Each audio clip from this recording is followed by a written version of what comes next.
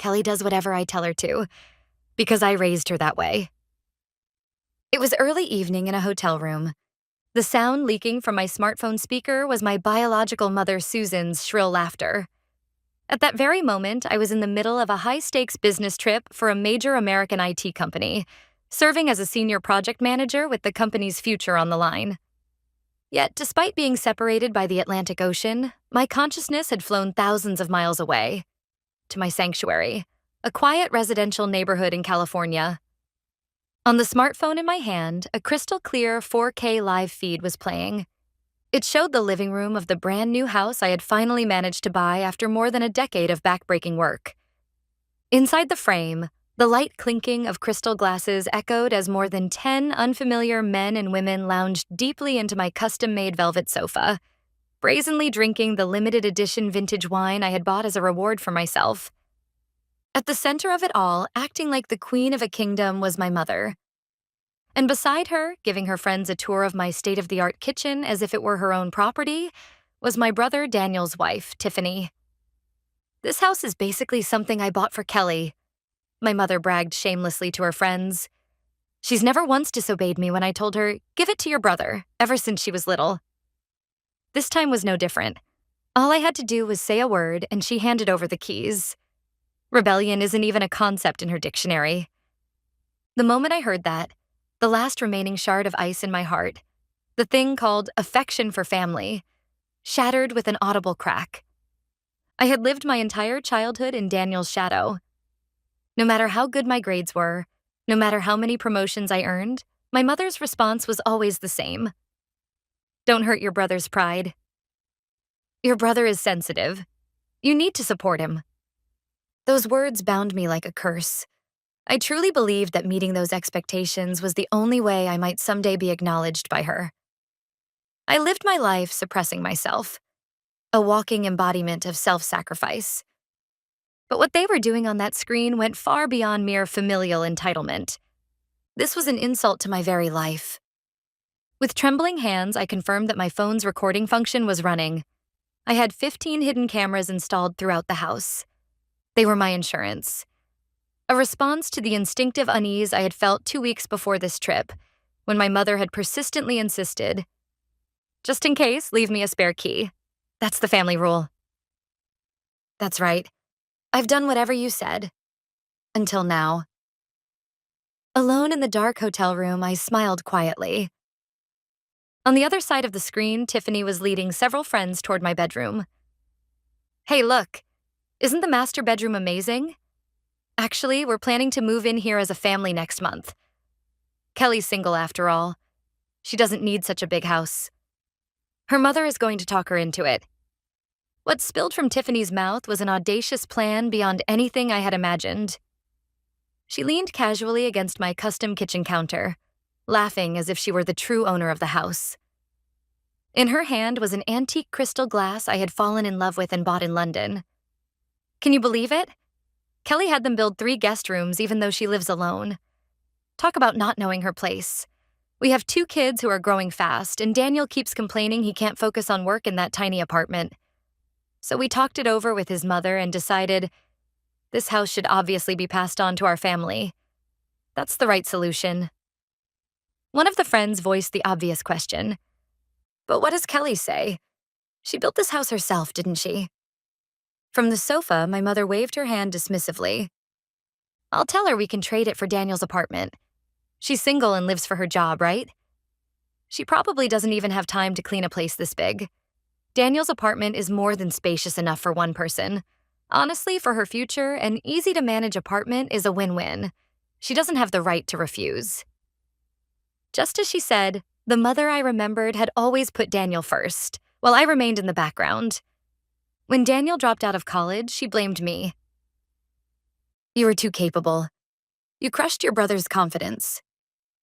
When he drifted without a steady job, she said, "He's just chasing his dreams. He's not like you, obsessed with work." Even so, I kept telling myself that one day she would acknowledge me.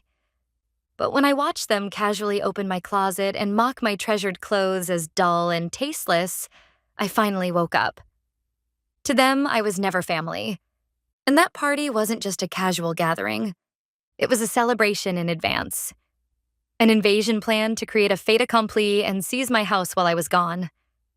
What shocked me even more was what my mother said next. Before she comes back next month, I've already had contractors give me estimates to remodel the study upstairs into a kid's room. Blue walls would be nice. When she gets home, we'll just tell her, it's already decided. My fingertips were shaking with rage, yet my mind was eerily cold and clear. I opened a messaging app. It was a message to someone I had been secretly coordinating with for the past 2 weeks, ever since this trip was scheduled. Everything is going according to plan. No, we've had more harvest than expected. As I calmly watched the crimes unfolding on the screen, I began the countdown to my counterattack. Moreover, my mother's outrageous behavior didn't stop at turning my living room into a party venue. When I switched camera feeds, I saw that she had broken into my home office. That room was where I kept important work documents and managed my personal financial records. With practiced ease, my mother opened each desk drawer one by one, rummaging through their contents. Oh my, she has this much saved? Then we can put it toward Daniel's new business. Honestly, living so lavishly all by herself. She used her smartphone to photograph bank statements and investment documents I had carelessly left behind. This was a blatant invasion of privacy, bordering on illegal access. She was completely possessed by a warped sense of control, convinced that what belongs to my daughter belongs to me. Then another camera captured a scene so shocking I was left speechless. Tiffany had entered my master bedroom and was opening the drawers of my dresser. What she pulled out was a small velvet box. Inside was a large diamond necklace, left to me years ago by my late grandmother, who had said, "Find your happiness through your own strength." Its appraised value was around $20,000, but to me it was priceless. Far more than money. It was the only tangible keepsake from the one person in this world who had loved me unconditionally. Tiffany held the necklace up to her neck and gazed at herself in the mirror, smiling dreamily. This is beautiful. Someone like Kelly, a work-obsessed career woman, doesn't suit something that shines like this. This is something I should wear, as the woman worthy of this house. Without the slightest hesitation, she tossed the necklace deep into her designer handbag. She was caught in the act of theft. At that moment, the word family vanished completely from my heart. The instant I discovered the footage in my hotel room, I sprang into action. I packed my bags, checked out, and headed straight for the airport. I caught the last flight, arranged a lawyer and a private investigator midair, and just 12 hours after the discovery, 1 full week earlier than the return date I had told my family, I arrived back at my home in California. In the taxi on the way from the airport, I checked my phone again. The party had grown even more out of control. Wine was being spilled over my highest-end bedding as my mother and the others laughed hysterically. They still hadn't realized it. They were standing on the edge of the biggest cliff of their lives. That the daughter they thought was completely obedient had transformed into a beast showing her fangs. On the flight, I spent the coldest, most calculating hours of my life. I saved every single recording of the looting unfolding on my screen while remotely configuring my home security system to prepare a silent police alert. I wasn't betraying my family. I was simply exterminating pests that were devouring my life. As I repeated that to myself, the guilt that had chained me for years, the need to be a good daughter, vanished as if it had never existed. I returned to California one day earlier than the date I had told my family. I got out of the taxi at the corner of my street and walked alone through the quiet, night-shrouded neighborhood. Only my house was blazing with gaudy lights like Christmas decorations, blasting wildly out-of-place dance music. I stopped in front of the door and took a deep breath. Then, quietly, I opened it. No one noticed the soft click of the smart lock disengaging. From the living room came loud music and familiar, vulgar laughter. "Oh, let's open another bottle of wine." It was Tiffany's voice. Around her neck sparkled the necklace she had stolen that day. My grandmother's. I walked forward, step by step, into the living room. Then I turned on all the lights. "Good evening, everyone. You seem to be having quite a good time in my house." As if in a movie scene, Time froze. Daniel, who had been sprawled arrogantly on the sofa, jumped to his feet. My mother, holding a wine glass, stared at me wide-eyed, as though she had seen a ghost. "Kelly? Why are you here? You weren't supposed to be back yet." Her voice was shaking. "My work wrapped up earlier than expected. But more importantly, Mom, who are these people? And what are they doing in my house without my permission?" I made sure my voice remained calm and icy. Tiffany hurriedly cut in. "Oh, Kelly, welcome back. Didn't your mom tell you? We were asked to look after the house while you were away. This party was just an early celebration for your promotion." "Look after the house? A celebration?" I let out a short, derisive laugh. "Tiffany, where did you get the necklace you're wearing? That's my grandmother's keepsake, locked away in the back of my dresser." I watched the color drain from her face. She instinctively clutched her neck. "Well, your mother lent it to me? Right, Mother?" My mother raised her voice desperately, trying to maintain appearances. "That's right. We're family. What's wrong with lending things to each other once in a while? Kelly, how could you say something like that in front of our guests? Hurry up, greet everyone properly, and bring more champagne." The same commanding tone as always. She still believed I was under her control. "A greeting? Refills? No, that won't be necessary." As I stepped aside, two men who had been standing behind me entered the living room with calm authority. "Who are you people? Kelly, what do you think you're doing bringing strangers into my house?" My mother screamed. Without changing their expressions, the men slid their business cards across the table. "Strangers is a bit offensive. I'm Owen, a lawyer representing Kelly. And this is Walker, a private investigator. We're here tonight to protect the Kelly you believed was completely obedient." A lawyer?" The color drained from Daniel's face. The person I had been messaging during my business trip was not one individual, but these two professionals I had hired specifically for this situation. One was Mr. Walker, a private investigator highly skilled at gathering evidence of trespassing and asset misuse. The other was Mr. Owen, a ruthless lawyer renowned for winning cases with merciless precision. I had signed contracts with both of them the very moment my instincts sounded the alarm, right after I handed my mother the spare key. Shall we reveal the trick? I turned on the massive 85-inch television in the living room and wirelessly connected my smartphone. Since everyone's already here, let's watch the highlight reel of today's party together. The screen lit up with footage from several nights earlier. In crystal clear 4K resolution, my mother, Susan, could be seen laughing loudly, saying, "Kelly does whatever I tell her." Tiffany appeared next, openly discussing her plan to force Kelly to trade the house for Daniel's apartment. And then, the exact moment Tiffany slipped the necklace into her bag, captured from a perfect angle. The guests began to murmur. "Wait, is this real? Trading someone's house without permission? Are they insane? So that necklace was stolen?" My mother and Tiffany stood frozen, unable to utter a word, but my offensive wasn't over yet. "This footage is being live-streamed on social media as we speak." I turned my phone toward them. Yes, I had pressed the live stream button just before entering the house. Among my followers were colleagues from my company, industry contacts, and, quite intentionally, several of Daniel's coworkers. The title read, "Surprise Return Home, What's Really Happening in My House." We currently have over 3,000 viewers. Daniel, it looks like your department manager is watching. He just commented, "I can't believe an employee I thought was hardworking is trying to take over his sister's home." Daniel's face contorted. "Stop it, Kelly. Turn it off. Delete it now," he screamed, lunging toward me. But Mr. Walker subdued him instantly, gripping him with arms like steel. "It's useless, Daniel. And it's not just the video that's been recorded." He tossed several documents at Daniel's feet. "What the hell is this?" "Your so-called success as an IT consultant. The massive investment deals you bragged about. All fabrications created to justify stealing your sister's house.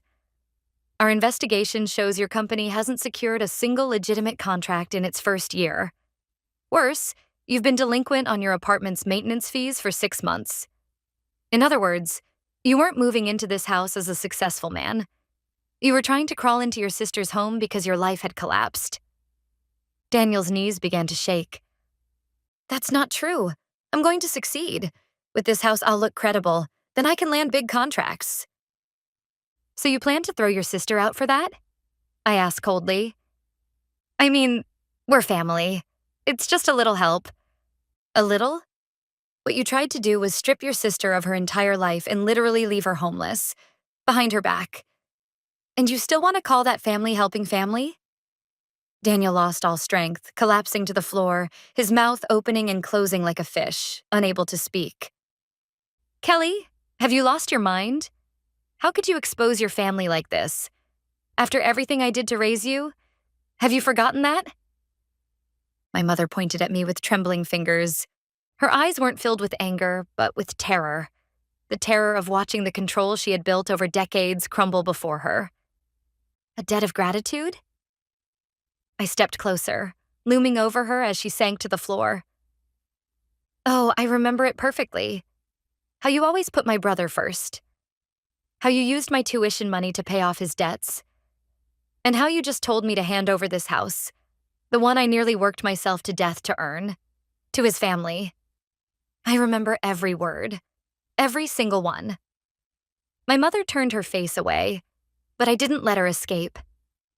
Mom, you knew Daniel was behind on his apartment maintenance fees, didn't you? You didn't hesitate for even a second to sacrifice your daughter to save your son. Isn't that right? I looked at my mother with open contempt. Up until today, I was still hoping, somewhere deep down, for even a trace of love from you as my mother. But what you threw away in the trash in my study wasn't just the renovation estimates. It was the very last shred of mercy you had left for me. With a cold smile, I tapped my smartphone. Look, the viewer count has passed 5,000. The comment section is exploding. This mother is the textbook definition of toxic. Using your daughter's house to pay off your son's debts is scarier than modern horror movies. No, that's a lie. It has to be a lie. My mother collapsed weakly to the floor. So what if it is? That was when Tiffany spoke up. There was no trace of panic in her eyes, only a murky, defiant gleam as if she had decided to double down. Daniel's failures are all your fault. You built this ridiculous mansion all by yourself and flaunted it. That's why Daniel lost his confidence and couldn't focus on his work. You crushed your brother's pride. So handing over this house as an apology is the bare minimum of decency a family owes. I couldn't believe what I was hearing. We've been trapped in that tiny apartment living miserably while you get everything to yourself. We even prepared a return gift for you. The honor of being remembered as the woman who gave up her house to save her family. She had known about her husband's lies from the very beginning. Instead of stopping him, she chose to sustain their luxurious lifestyle by draining her sister-in-law's assets. To her, I was nothing more than a convenient wallet. Mr. Owen stepped forward and pulled several documents from his briefcase. Tiffany, according to the appraisal certificate, the necklace you placed in your bag is a top-grade diamond, valued at approximately $20,000. Concealing it without the owner's consent with the intent to claim ownership constitutes theft under criminal law. Additionally, unlawfully using the house key, inviting multiple individuals inside, and hosting a party qualifies as trespassing and property damage. A criminal case? This time, Tiffany's face froze completely. The crystal glass she had been holding, one of my favorites, slipped from her fingers and shattered across the velvet sofa, splashing wine everywhere. Oh, that glass was custom-made too, $500 per piece. Please add it to the compensation list, Mr. Owen, I stated calmly. Then I slammed another stack of papers onto the table. They were dozens of copies, each showing traces of someone practicing my signature. This is a draft of a property ownership transfer agreement that was being prepared behind my back. Tiffany, the hidden camera in my bedroom clearly recorded you practicing my signature for a so-called gift transfer. This isn't family entitlement. It's premeditated document forgery and attempted fraud. Yes, that's right. Your signature is easy. You've always written yes to anything your mother told you. I figured once the paperwork was ready, we could just talk you into it afterward. You were never going to resist us anyway. Right, Mother? That's what you said too. My mother hung her head in silence, but she didn't deny it. Tiffany, my mother, and Daniel. The three of them had conspired to dismantle my life and divide it up while I was away. That brutal truth was fully exposed. At that moment, red and blue lights began flashing through the windows. The police vehicles Owen had arranged in advance had arrived. Well then, the party is over. Everyone this way to the exit. Oh, and for the guests as well, we'll need to see your IDs. You'll be questioned as accomplices in unlawful entry. The partygoers rushed toward the door in panic, but officers were already blocking the entrance.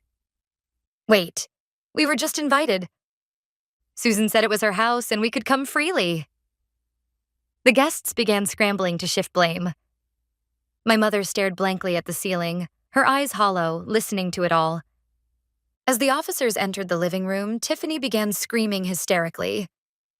I didn't do anything wrong. This was all my mother-in-law's idea. I just did what I was told. Tiffany, how could you say that?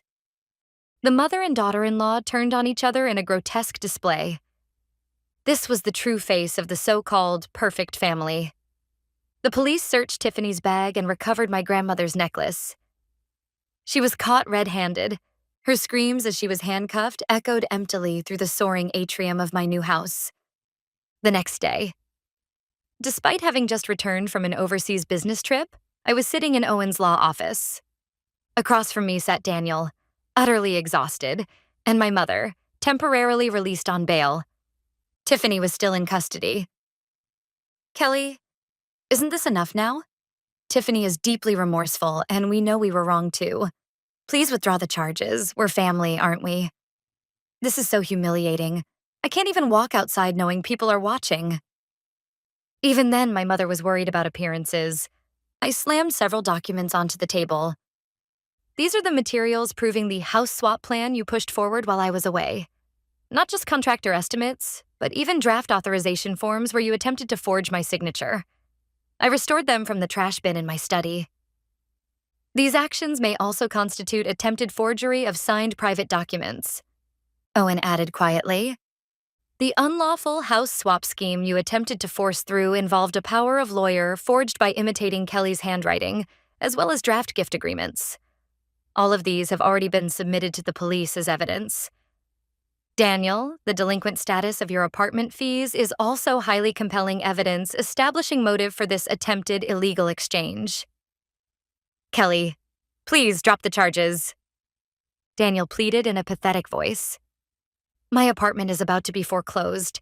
If we're kicked out of here too, we'll have nowhere to go. Did you ever stop to think about that when you were trying to dump that foreclosed apartment on me and steal this house for yourselves? I asked icily. You too, Mom. You were perfectly willing to force your own daughter to live in an apartment on the brink of foreclosure, just to save your son. As if you were throwing me away like trash. My mother looked away, clutching her handkerchief with trembling fingers. Kelly, your brother is a sensitive child. If you'd just endured a little more, everyone could have been happy. That endurance was used up 20 years ago. I nodded to Owen. If you want me to withdraw the charges, there are 2 conditions. I looked my mother and brother straight in the eye. First, you will immediately pay $100,000 covering damages to my furniture and property, emotional distress, and the attempted theft of my necklace. $100,000? That's impossible, Daniel shouted. Then sell your car and all of Tiffany's luxury items. The apartment is already worthless. Second, you will agree to a permanent restraining order, no contact ever, and formalize it in a notarized agreement. If you so much as step onto my property or attempt to contact me even once, all criminal charges will be reinstated immediately. Please, don't be so cold. Kelly, you are always my proudest daughter. My mother tried to guilt-trip me with tears, but I knew her words were a lie. I was never her proud daughter. I was merely a resource she could be proud of using. Goodbye, Mom. The Kelly who lived by your commands died during that business trip. From now on, I'll live my life. For myself. In the end, they accepted every one of my conditions. Rumors spread through Daniel's workplace. He was removed from a key project and effectively demoted. Unable to endure the cold stares of his colleagues, he resigned a few months later under the guise of a personal decision. Tiffany received a suspended sentence after being convicted of theft and became locally infamous as the thief's wife.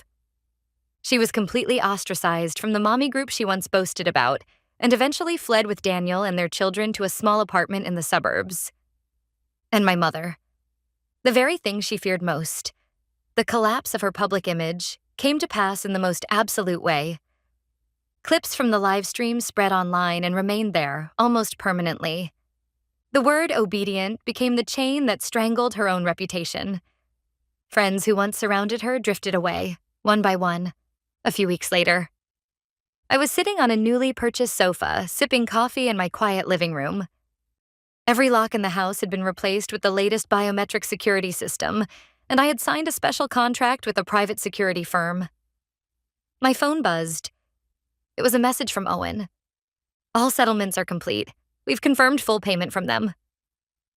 You're truly free now. I turned off my phone and gazed out at the California sunset beyond the window. The little girl who once trembled, constantly watching her mother's expression, was gone. This spacious house is no longer a place for others to seize. It has become my sanctuary, a place where I could breathe freely, as myself. The house is filled with a silence I had never known before, and with it, a quiet certainty of happiness. My newly built house becomes a true home.